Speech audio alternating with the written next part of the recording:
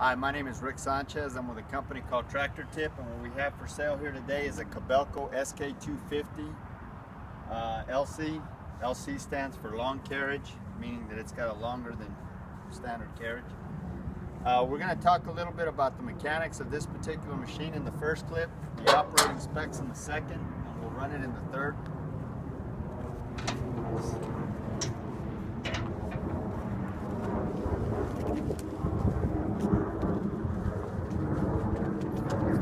Price on a new machine like this these days is probably bumping $325,000. It's been a while since I priced them, so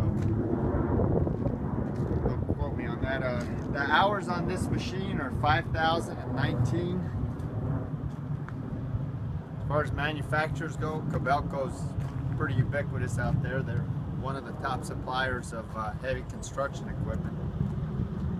This machine weighs 56,000 pounds. The highest point is the top of that cab at 10 feet. The widest point are these tracks right here at 11'1". The transportation length when this thing's tucked in the transport profile is 33 feet. Comparable machines are like a Komatsu PC250 or maybe a Cat 325. As far as the history of this unit goes, this machine, like all the machines we purchase, or most of the machines we purchase, is an original owner Dallas, Texas machine with no rust.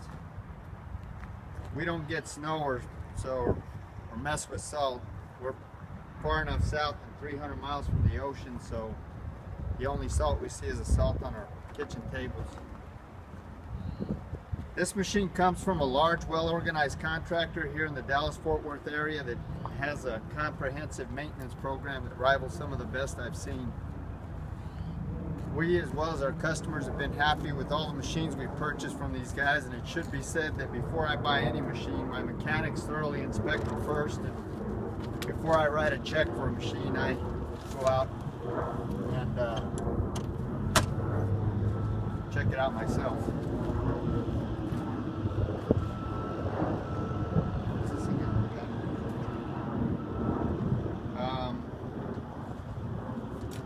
As far as options go, this machine is obviously an enclosed cab.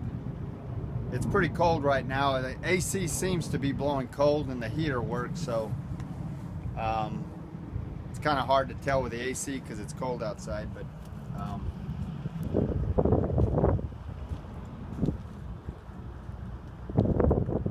I think this machine has got a 12-volt outlet in the cab also.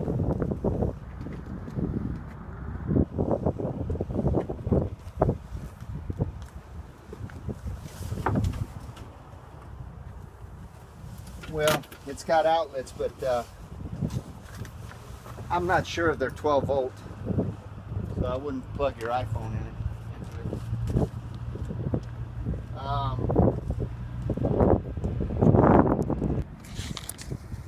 As far as the engine goes, this machine has got a Mitsubishi 6D34 TLEG.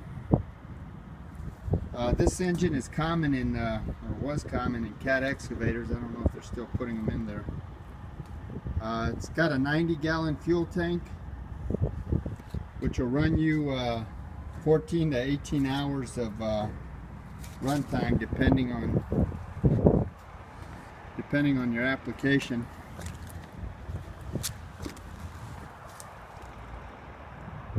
Here's your battery box here. It's obviously a 24-volt system.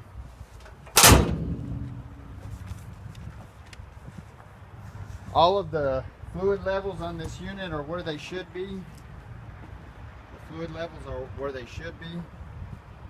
This machine is mechanically sound. It doesn't have any leaks. Everything on it works.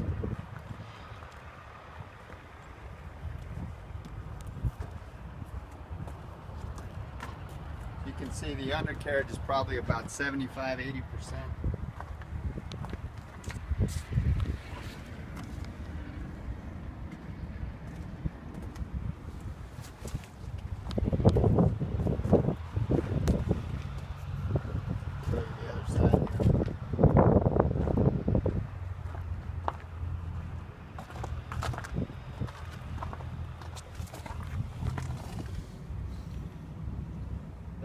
drives have got plenty of power, which this machine is fully capable of counter-rotating.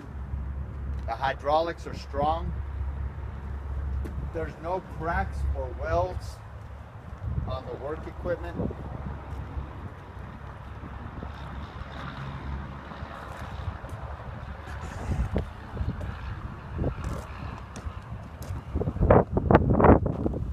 All of the pins and the bushings are relatively tight. Look on this side here, no cracks or welds.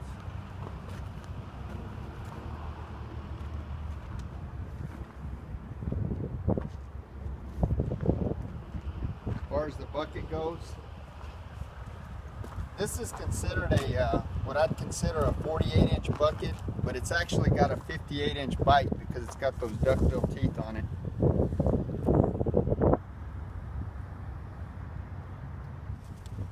The height of this bucket is 5 foot, and the depth is about 4 feet. The maximum dig depth for this machine with this stick is 23 feet. The maximum reach at ground level to that point right there is 33.5 feet. The maximum dig height is 32 feet. The maximum breakout force is about 20,000 pounds, and lifting capacity of this excavator is anywhere from 18 to 25,000 pounds up close at ground level. These track shoes here, they're 31 inches wide. You got 14 foot of track on the ground, and it's got about a PSI rating of about 5. We're going to run the machine in the next clip.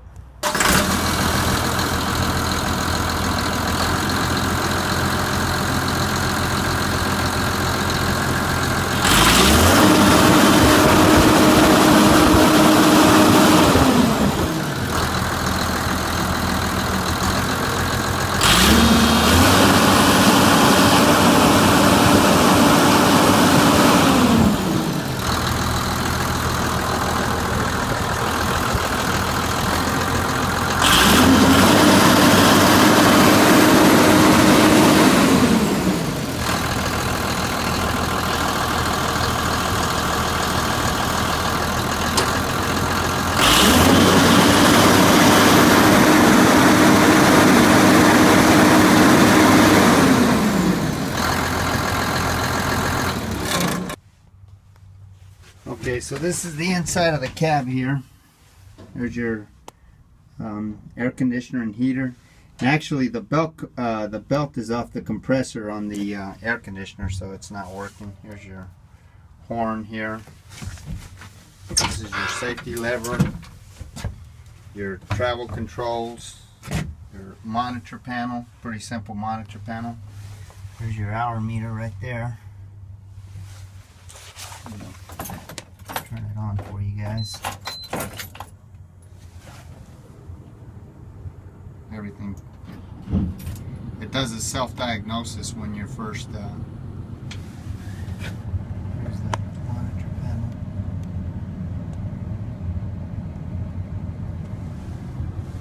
I don't know if you guys can see that. Here's your rabbit control. This is your auto idle. Keep it up or keep it down. Your work lamps. This is your windshield wiper. I'm not going to turn it on. It does work, but it doesn't have a blade on it right now. And here's your modes, different modes of operation. Active mode is when you're trying to bust a move, so to speak, and then BO mode is like a breakout mode if you're trying to break out into breakout rock. You've also got a little power max button here, and I think this thing runs for about 8 seconds. It gives you maximum priority to your lifting boom cylinders here. Here's your radio.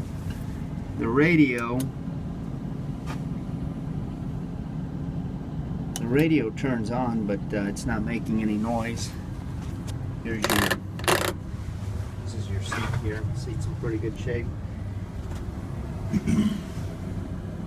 The heater does work.